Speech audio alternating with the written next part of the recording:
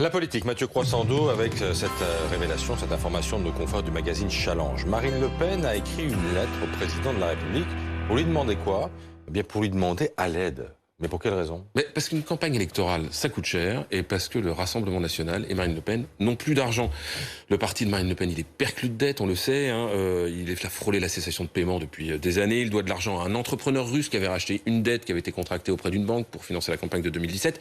La dette, elle date de 2014. Il doit rembourser aussi Cotelec, qui est le micro-parti de Jean-Marie Le Pen. Et pour ne rien arranger, aucune banque ne veut lui prêter d'argent. Pourquoi?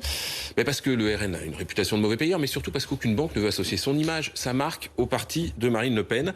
Le 2 septembre dernier, la présidente du Rassemblement national a donc pris la plume pour écrire au président: bon nombre de candidats potentiels à l'élection présidentielle, certains représentants des courants de pensée importants, se retrouvent confrontés à une quasi-impossibilité de trouver des financements.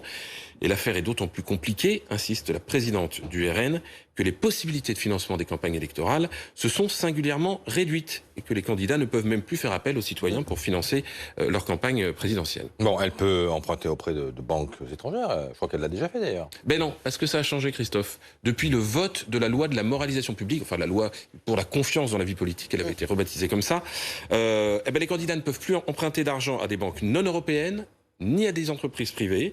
Et puis c'est impossible aussi de s'adresser aux particuliers, ça date de 1962. La seule chose qui reste au fond, ce sont les dons. Les dons que vous pouvez faire. Mais ça, c'est très encadré et c'est plafonné, puisque c'est 7 500 € que vous pouvez donner une fois par an à un parti, ou 4 600 € pour un candidat. Bon, comment elle peut faire?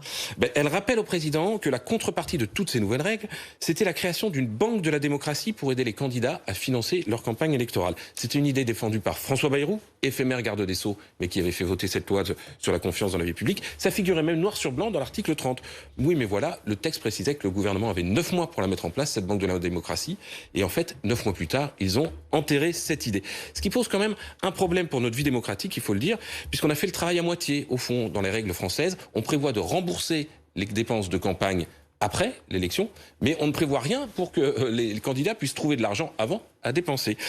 Et on peut être pour ou contre Marine Le Pen, on peut être pour ou contre ses idées, mais elle met là le doigt sur un vrai problème, parce que la situation actuelle, elle favorise les partis les plus installés, les candidats qui ont pignon sur rue, au détriment des autres, soit des petits nouveaux, soit de ceux que l'on juge anti-système, qu'ils soient à droite ou qu'ils soient de gauche. Et ça, c'est pas très sain démocratiquement.